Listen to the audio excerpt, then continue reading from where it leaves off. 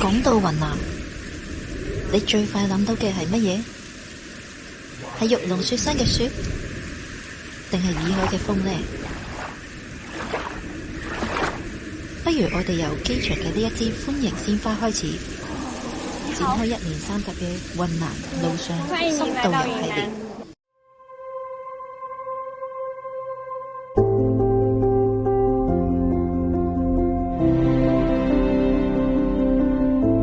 第一集，我哋由昆明出發。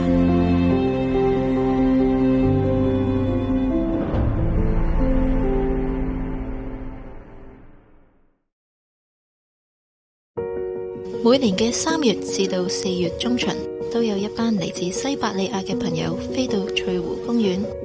大家可以喺欣賞呢啲海鷗嘅同時，欣賞下翠湖公園嘅春色美景，感受下慢節奏。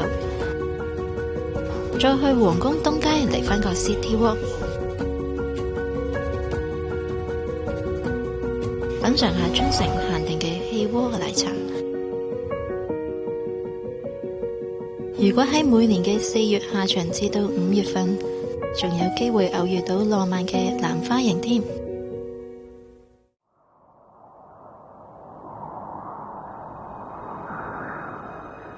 大理嘅洱海其實係一個湖，只係大到我哋寧願叫佢做海，加上佢嘅形狀好似一隻耳仔，因此得名。